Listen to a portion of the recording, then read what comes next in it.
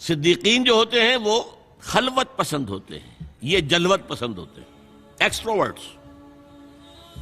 محفل میں یہ خوش رہیں گے، اکیلا پن ان کو بہت بھاری گزرتا ہے۔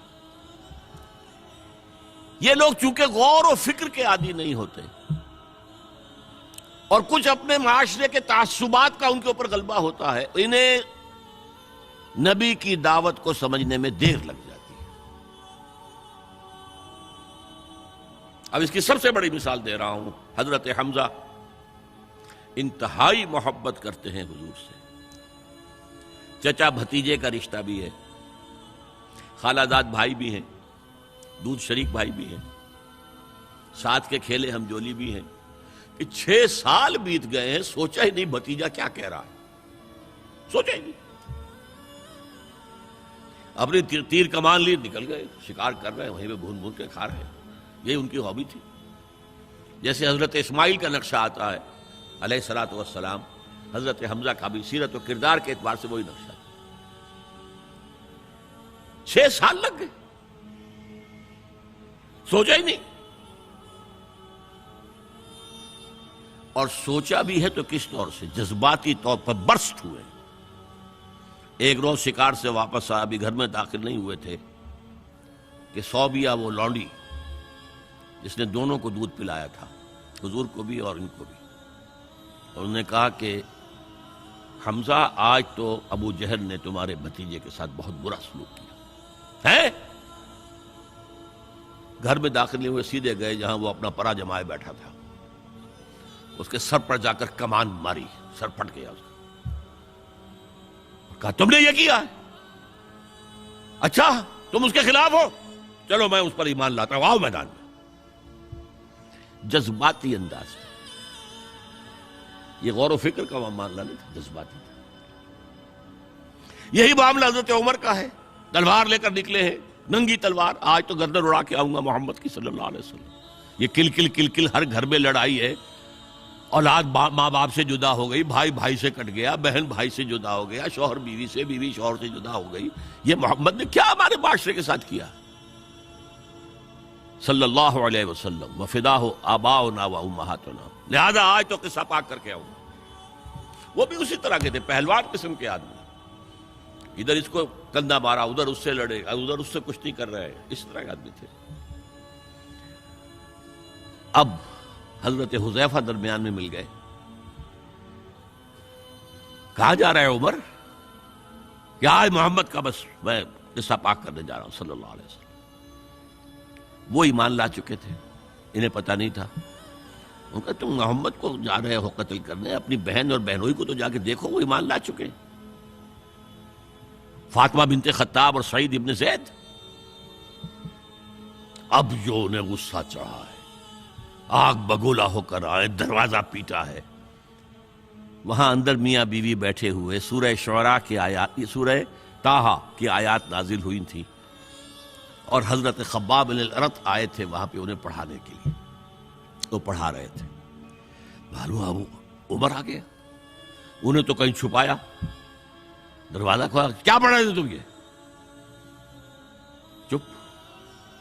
بہنوئی کے تھپڑ مارا زور سے، بہن درمیان میں، اس کے تھپڑ مارا۔ بہن کا ایک جملہ، عمر چاہے تم ہمیں ہلاک کر دو، اب جو دین ہم نے اختیار کیا ہم نہیں چھوڑنے والے۔ موم ہو گیا۔ یہ صنف نازک، اس میں اتنا دم خم کہاں سے آ گیا؟ عرب کے اس معاشرے میں عورتوں کا مقام کیا تھا؟ ان کی کوئی حیثیت تھی کہ مردوں کے سامنے بول سکے؟ اچھا کیا پڑھ رہے تھے مجھے بتاؤ؟ نہیں تم نجس ہو، وہ کلام پاک ہے، تم نہیں پڑھ سکتے، نہاؤ۔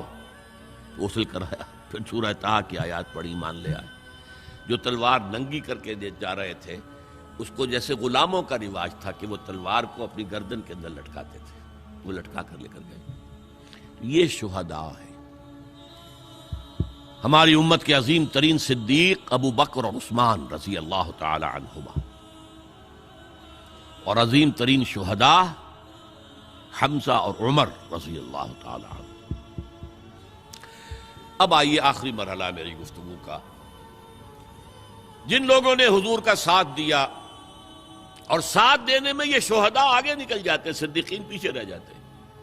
یہ غور و فکر کرنے والے، وہ جو اقبال نے کہا نا کہ لاکھ حکیم سر بجیب ایک کلیم سر بکف، تو یہ جو ہوتے ہیں شہداء یہ سر بکف والے لوگ ہیں، تو یہ آگے نکل جاتے ہیں. پھر لہذا حضرت عمر کے ایمان لانے پر پھر مسلمانوں نے مسجد کے اندر آ کر اور کھلا صحن کعبہ کے اندر آ کر نماز پڑھی.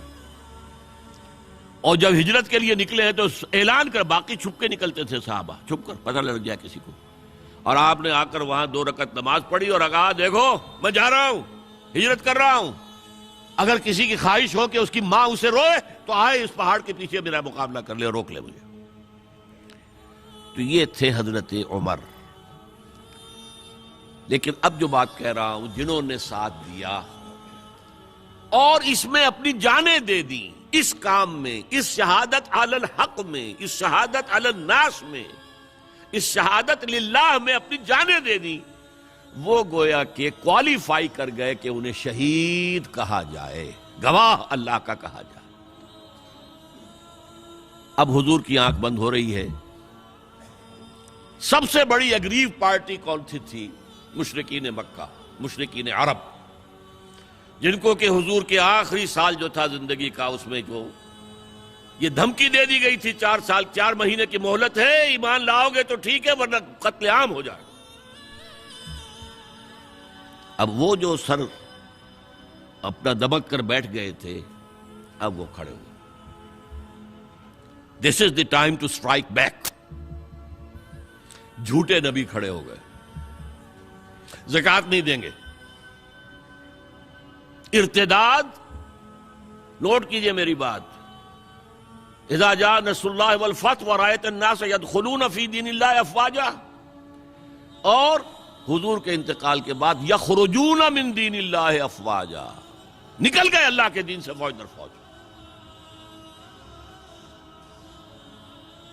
یہ وقت تھا، ابو بکر کھڑے ہوئے ہیں، آہنی عزم والا شخص، بہت منحنی سے انسان، کمزور سے انسان، رقیق القلب انسان، لیکن عزم کوہ ہمالہ والا تھا اندر. جنگیں کی ہیں.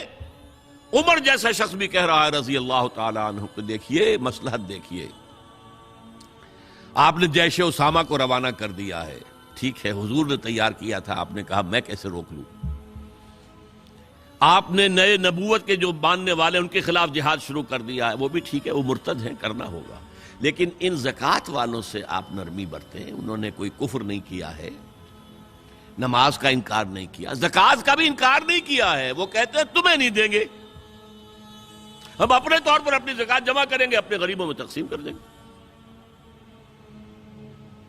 حضرت ابوبکر نے فرمایا کہ خدا کی قسم اگر حضور کے زمانے میں یہ اونٹ جب دیتے تھے زکوٰۃ کے، اور اس کے ساتھ اونٹ کا گھٹنا باندھنے والی رسی بھی دیتے تھے، اور آپ کہیں کہ اونٹ لے جاؤ رسی نہیں دیں گے، تب بھی میں جنگ کروں گا.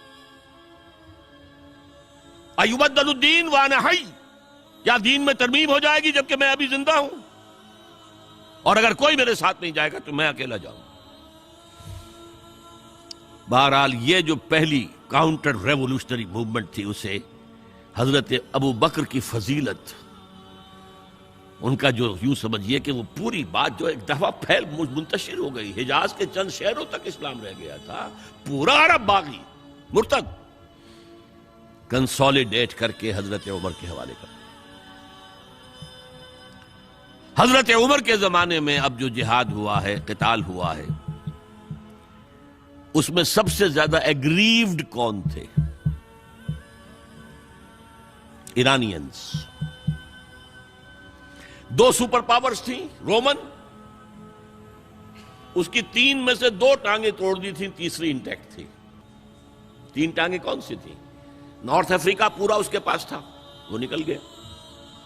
ویسٹ افریقہ، شام، ترکی، فلسطین کا علاقہ اس کے پاس تھا، وہ نکل گیا، مسلمان لے گئے. اب رہ گیا یورپ کا، ایسٹرن یورپ. لیکن سلطنت ایران کی دھجیاں بکھر گئی، ختم، نسیہ منسیہ. اگریوڈ پارٹی تو دوسری کاؤنٹر ریولوشنری موومنٹ ایران سے آئی. ایرانی نیشنلزم، ایرانوں میں بڑا غرور تھا. آپ نے وہ تو فردوسی مسلمان تک کہہ گیا ہے، شیر شتر خوردنو سوس مار عرب را بجائے آیت بکار کہ تختے کیا نہ کند آرزو تفو برتو ہے چرخ گردہ تفو. یہ عرب، یہ اجڑ، یہ سوسمار، گوہ کا گوشت کھانے والے اور اونٹ کا دودھ پینے والے، آج ان کی یہ مجال ہو گئی ہے کہ تخت قیانی، یہ امپائر ایرانین آج اس تخت کی آرزو کر رہے ہیں. تفو برتو ہے چرخ طرفا گردہ تفو. اڑ گئے، پرخچے اڑ گئے. اس نے حضور کا نامہ مبارک چاک کیا تھا، سلطنت چاک ہو گئی. اب یہ جو ان کے اندر تھا پرائڈ آف نیشنلزم، اس نے حضرت عمر کو شہید کیا. ابو لولو فیروز ایک مجوسی ایرانی اور ایک ایرانی جنرل ہرمزان، ان کی سازش. یہ ہرمزان کتنا چالاک تھا ذرا نوٹ کیجئے. اس کے خلاف بہت سے مقدمات تھے اور جب پکڑا گیا تو اس کا قتل ہونا تھا. قتل کے لیے لے آیا گیا حضرت عمر کی عدالت میں سامنے. ہیلا کیا اس نے. انہوں نے کہا مجھے ذرا پانی پلا دو. ٹھیک ہے، میں آؤ بھائی پانی. کٹورا ہاتھ میں لے کر، پہلے مجھے یہ ضمانت دو کہ جب تک میں یہ پانی نہ پی لوں مجھے قتل نہیں کرو گے. ہاں ہاں ہاں تم پی لو پانی، ہم نہیں قتل کریں گے، پانی پی لو. کٹورا پھینک دیا، کرو قتل مجھے. اب جب تک میں یہ پانی نہیں پی لوں تو مجھے قتل نہیں کرو. کہاں سے لاؤ گے وہ پانی؟ اب چھوٹ گیا. لیکن پھر جو سازش کی ہے ابو لولو کے ذریعے سے. ابو لولو غلام تھے کسی صحابی کے. انہوں نے مکاتبت کی ہوئی تھی کہ اتنا اگر تم پے کرتے رہو گے تو اتنے عرصے میں تمہیں میں آزاد کر دوں گا. آ کے حضرت عمر سے شکایت کی کہ بہت زیادہ مجھ پر رقم ڈالی ہوئی ہے انہوں نے. حضرت عمر نے پوچھا تم کام کیا کیا جانتے ہو؟ میں یہ بھی جانتا ہوں، یہ بھی جانتا ہوں، یہ بھی جانتا ہوں، یہ بھی جانتا ہوں. فرمایا پھر یہ زیادہ نہیں ہے. اور دیکھو اس نے کہا تھا میں چکی بھی بناتا ہوں، ایک چکی میرے لیے بھی بنانا. کہا ہاں آپ کے لیے تو میں وہ چکی بناؤں گا جو رہتی دنیا تک یاد رہے گی. وہ شخص جس نے قتل کیا حضرت عمر. سمجھا یہ گیا تھا کہ یہ اس پلر پر کھڑا ہوا ہے سارا دین کا نظام. عمر عمر واقعتاً عظیم ترین شخصیت. آپ کو معلوم ہے کہ ڈاکٹر مائیکل ہارٹ جو 100 پوری دنیا کے عظیم انسانوں کا جو اس نے چناؤ کیا ہے 100 کا عظیم ترین انسانوں کا، نمبر 1 پر حضور ہے تو نمبر 50 پر حضرت عمر ہے. مسلمان اور کوئی شامل نہیں ہے اس میں. هي الحلقات تحفظني بآيات من القرآن، هي الحلقات تملأني بحب المصطفى العدنان.